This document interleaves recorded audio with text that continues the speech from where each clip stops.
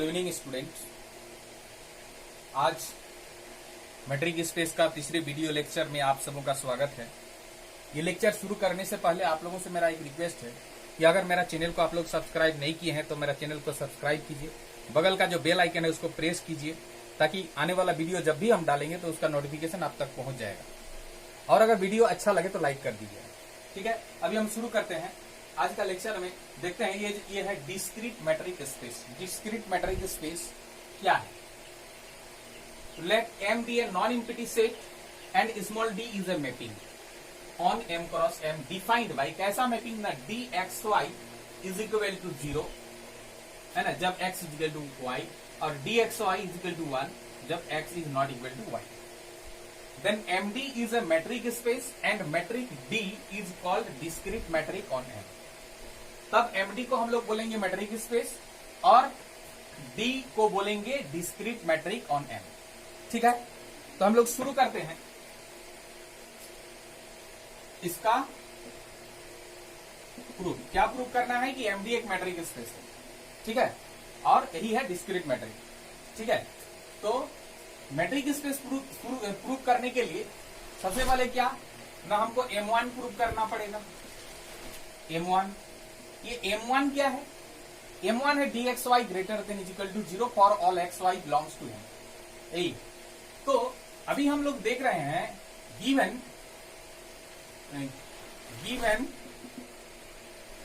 dxy का जो value है वो क्या है? 1 है ना। कब न जब x is equal to y and dxy का वैल्यू है 1 कब न जब x is not equal to y। तो दोनों से हम पाते हैं कि dxy का वैल्यू या तो 0 है नहीं तो 1 है। मतलब dxy का वैल्यू 0 है या 0 से बड़ा 1 है। तो दोनों को कंबाइन करके हम लोग लिख दे सकते हैं। मतलब क्या है? dxy का वैल्यू 0 है या 1 है, नेगेटिव नहीं है, या तो 0 है नहीं तो 0 से बड़ा 1 है। मतलब इसीलिए combining these two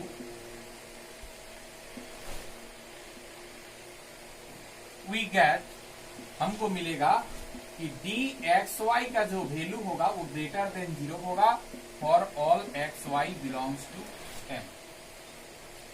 so M1 is satisfied. M1 satisfied हो गया। ठीक है, अब आ जाइए M2 में। M2 क्या है? नहीं, M2 है dxy का वैल्यू अगर 0 है तो xy दोनों बराबर होगा, और अगर x और y दोनों बराबर है तो dxy 0 होगा। तो देखिए दिया गया है dxy का value 0, x is equal to y। तो गिवन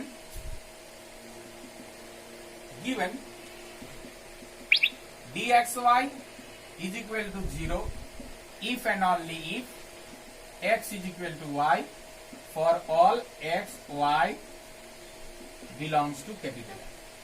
ठीक है, ये दिया हुआ है, तो यही तो है M2। So M2 is also satisfied. M2 is also satisfied. अब आ जाएंगे M3 में। M3 देखिए, M3 में क्या देखना है कि dxy is equal to dyx symmetric property. तो dxy यहां पर देखिए, इफ यहां पर तो दो ही कंडीशन है, dxy का वैल्यू 0 होगा if dxy is equal to 0 जब x is equal to y। Then क्या होगा? अगर यहां पर x is equal to y है तो dxy का वैल्यू 0 होगा, और dyx का वैल्यू क्या होगा? y is equal to x is equal to y है, मतलब y is equal to x भी है, तो dyx का भी वैल्यू 0 होगा। मतलब इसका भी वैल्यू 0, इसका भी वैल्यू 0। तो इस केस में dxy is equal to dyx। If अगर हम dxy इक्वल टू 1 लेते हैं, इफ dxy इक्वल टू 1 लेते हैं, इस केस में क्या होगा? देन अच्छा dxy इक्वल टू 1 जो ले रहे हैं उस केस में क्या है ना, x is not equal to y है। तो देखिए यहां पर तब क्या होगा, dxy का वैल्यू क्या 1 है, और यहाँ पर x is not equal to y होने से dy x का वैल्यू क्या होगा, दोनों बराबर नहीं होने से ही 1, मतलब dy x का वैल्यू भी 1 है, मतलब ये is equal to 1, combining these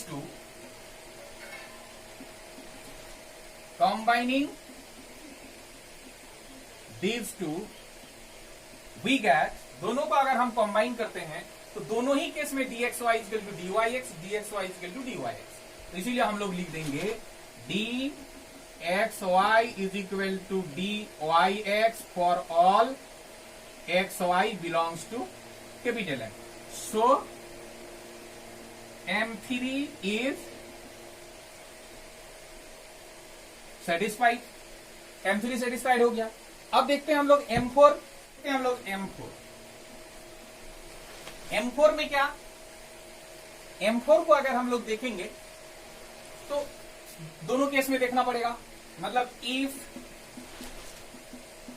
dxy is equal to 0, x is equal to y वाला अगर केस ले रहे हैं, dxy 0 और x is equal to y वाला अगर केस ले रहे हैं, तो यहाँ पर क्या कंडीशन देखिए. M4 को देखने के लिए, M4 में तो 3 पॉइंट होता है ना, x y और z, तो x और y यहाँ पर है लेकिन z नहीं है, x y के बराबर है इस केस में, ठीक है.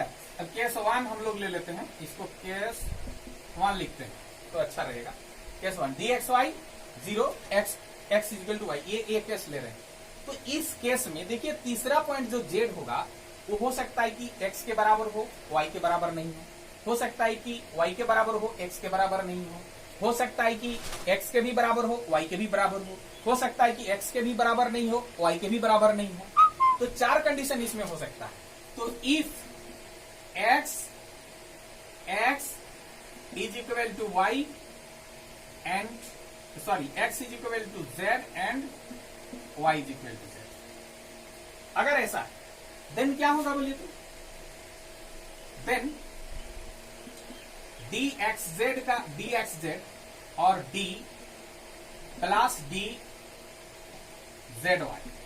ये दोनों का वैल्यू क्या होगा, x इक्वल टू z होने से dxz 0, y equal to z होने से dzy 0, मतलब 0 plus 0 is equal to 0. If x is not equal to z and y is equal to z, then क्या होगा, तब होगा dxz प्लस dzy.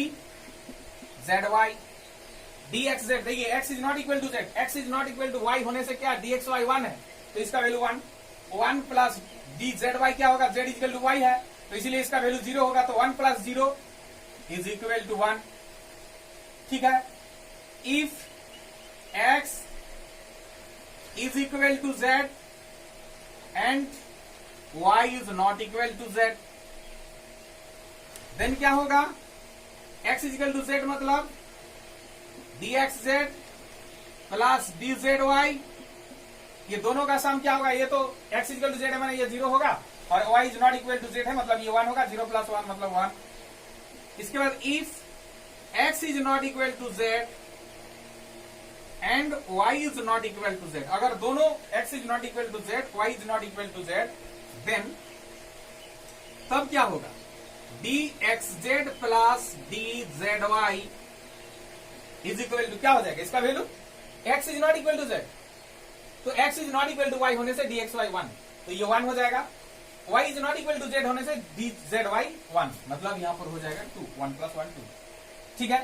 तो इस केस में हम लोग देखें dxz प्लस dzy का जो वैल्यू है वो dxy के बराबर है. यहाँ पर dxz प्लस dzy का जो वैल्यू है यहाँ पर क्या है ना, dxy से बड़ा है क्योंकि 1 है, इसका वैल्यू 0 था, तो 0 से 1 बड़ा है, मतलब dxy से dxz प्लस dzy बड़ा है. यहाँ पर क्या है, यहाँ भी dxy से dxz प्लस dzy बड़ा है क्योंकि ये 1 है, उसको 0 था. यहाँ भी क्या है, dxz प्लस dzy 2 है, मतलब 0 से 2 बड़ा है, मतलब dxy से dxz प्लस dzy बड़ा है. तो हम देखें, सो hence नहीं, therefore in this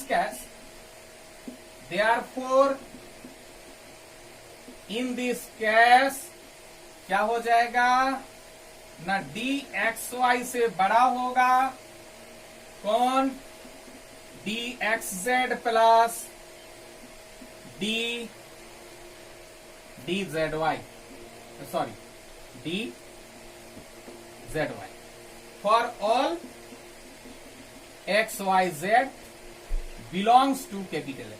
मतलब कैपिटल एम का एक्स वाई जेड कुछ भी ले लो, देखो इस केस में क्या हो रहा है ना, डी एक्स वाई से वो वाला बड़ा हो रहा है।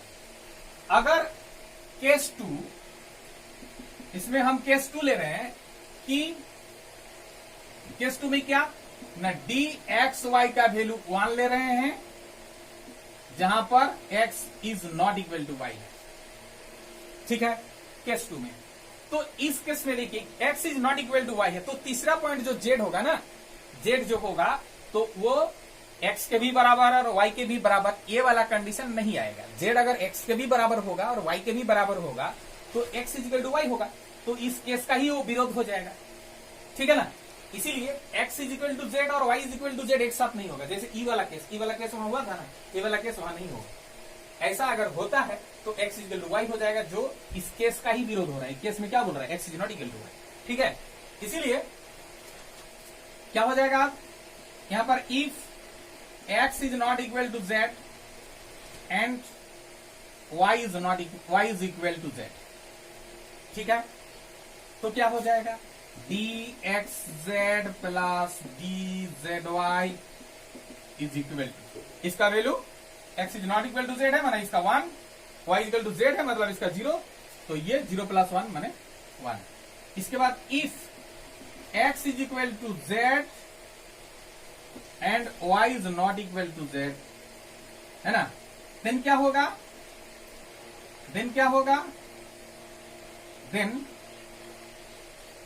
D x z plus d z y का value, x equal to z माने इसका value 0, y is not equal to z इसका वैल्यू 1 माने 1। If x is not equal to z and y is not equal to z, then क्या होगा, then d x z plus d y z is equal to क्या, इसका भी 1 उसका भी 1 मतलब 2 होगा। तो therefore in this case,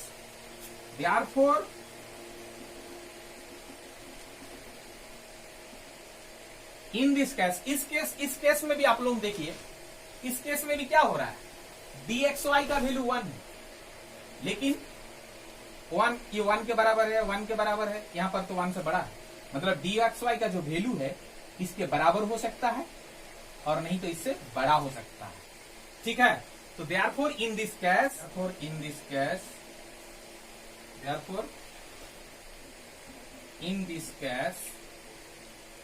क्या हो गया, d x y less than is equal to d x z plus D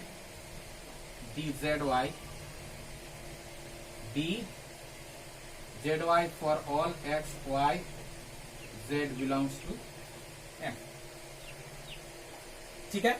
तो इस केस में क्या हो गया ना, डी एक्स वाई से ये बड़ा हो गया, देखिए यहाँ भी डी एक्स वाई का वैल्यू से ये बड़ा है, ये सॉरी डी एक्स वाई का वैल्यू से ये बराबर है, ये बड़ा है, इसलिए बराबर भी हो सकता है नहीं तो उससे बड़ा हो। हेंस फाइनली M4 किसी भी केस में, इस केस के लिए भी वही चीज हो रहा है। इस केस के लिए dxy का वैल्यू 0 होने से भी, dxy का वैल्यू 1 होने से भी वही हो रहा है, देख लीजिए। हेंस लास्ट में लिख दीजिएगा, hence finally dxy less than is equal to dxz plus dzy for all x y z belongs to m, है ना। सो M4 is satisfied, M4 satisfy हो गया, ठीक है। Hence MD is a matric space, तो MD मैट्रिक स्पेस हो गया, ठीक है। ये क्वेश्चन देखिए, so that the function D R cross R से R पर D जो फंक्शन है defined by dxy is equal to mod of x minus y for all xy belongs to R is a metric on the set of real number R. ठीक है, तो इसको prove करने के लिए देखिए, मैट्रिक स्पेस किसी को अगर प्रूव करना है तो मैट्रिक स्पेस प्रूव करने के लिए मैट्रिक स्पेस का जो चारों कंडीशन, उस चारों कंडीशन को प्रूव करना पड़ेगा। तो उसके लिए हम लोग सबसे पहले M1 को देखते हैं। M1 क्या है ना, dxy greater than is equal to 0। तो dxy greater than is equal to 0 कब होगा? dxy का वैल्यू क्या है ना, mod of x minus y, मैंने mod of x minus y greater than is equal to 0 होना होगा। तो मोड किसी भी कोई भी नंबर का जो मोड होता है वो मोड क्या नेगेटिव में कभी होता है? नहीं होता है। तो वो क्या हो सकता है, dxy का मोड कभी भी नेगेटिव नहीं होगा, हो सकता है कि 0 हो, नहीं तो 0 से बड़ा हो। तो यहां पर we have mod of x minus y greater than is equal to 0। x और y कुछ भी रियल नंबर ले लो, दोनों अलग अलग कुछ भी रियल नंबर ले लो, या फिर अगर मान लीजिए दोनों बराबर हो गया तो 0 होगा। ठीक है, तो इसका वैल्यू 0 होगा, नहीं तो 0 से बड़ा होगा, नेगेटिव कभी होना संभव नहीं है। For all x y belongs to R, इसीलिए, और ये mod of x minus y क्या है, dxy है, इसीलिए dxy greater than is equal to 0 for all x y belongs to R. यही तो था M1। So M1 is satisfied. M1 satisfied हो गया। अब देखिए M2 में क्या देखना होता है कि dxy अगर 0 है तो x इजिकल टू वाई है, x इजिकल टू वाई है तो dxy 0 है, इक्वेशनली वहां होता है। तो यहां पर क्या mod of x minus y 0 कब होगा, जब x इजिकल टू वाई होगा। और अगर मान लीजिए ये 0 कर देते हैं तो x इजिकल टू वाई होगा, और x इजिकल टू वाई लेते हैं तो ये 0 होगा। तो यहां पर if and only if x is equal to y for all x y belongs to R. ठीक है, सो ये क्या है, ये तो ही तो है dxy। तो dxy is equal to 0 if and only if x is equal to y for all x y belongs to R. ठीक है, सो देयरफॉर, यहां पर देयरफॉर लिखने से अच्छा था, देयरफॉर है ना, देयरफॉर यहां पर सो M2 is satisfied. M2 is satisfied. अब M3 देखिए, M3 में क्या देखना होता है कि dxy is equal to dyx for all x y belongs to M। तो देखिए mod of x we have mod of x minus y is equal to mod of y minus x होता है। x और y कुछ भी real number हो, माने for all x y belongs to R. ठीक है, सो ये मतलब dxy, और ये क्या, ये है dyx for all x y belongs to R हो गया। देयरफॉर यहां पर देयरफॉर लिखो, so M3 is satisfied. M3 is satisfied. अब M4 के लिए क्या ना, M4 के लिए ट्रायंगल इनइक्वालिटी दिखाना पड़ेगा। ट्रायंगल इनइक्वालिटी मतलब क्या, हम लोग ले रहे हैं, वी हैव, देखो mod of x minus y को हम लोग लिख सकते हैं mod of x minus z plus z minus y, ये लिख सकते हैं। और ये देखिए mod of x minus y left side में था, राइट साइड में क्या था, राइट साइड में क्या था, right side mode of x minus Z. देखिए ये क्यों लिखे थे, इसको ऐसा क्यों लिख सकते थे, माइनस जेड प्लस जेड कर देने से तो ही रहेगा ना, इसलिए उसको ऐसा लिख पाए। अब लेफ्ट साइड वाला लेफ्ट साइड में लिख दिए, राइट साइड वाला क्या करेंगे, राइट साइड वाला का मोड हम अलग अलग कर देंगे। मोड अलग अलग मतलब mod of x minus z plus mod of z minus y. तो क्या हो जाएगा, मोड अलग अलग कर देने से इसके बराबर था पहले, अब मोड अलग अलग कर देने से हो सकता है कि वो बड़ा हो जाए, नहीं तो बराबर भी रह सकता। ठीक है, तो अब क्या होगा देखिए कि dxy इसको हम लोग बोलेंगे less than is equal to ये dxz बोलेंगे, प्लस ये क्या बोलेंगे, इसको dzy बोलेंगे। फॉर यहां पर लिख दीजिएगा, यहां भी for all xyz belongs to R, यहां भी for all xyz belongs to R. ठीक है, यहां भी लिख दीजिएगा for all xyz belongs to R. ठीक है, तो यही तो था ट्रायंगल इनइक्वालिटी, था कि नहीं। सो M4 is satisfied, M4 satisfied हो गया। तो ये बहुत इंपॉर्टेंट क्वेश्चन आज जो हम लोग दोनों किए, ये दोनों बहुत इंपॉर्टेंट क्वेश्चन था। ठीक है, आज का वीडियो में इतना ही, धन्यवाद।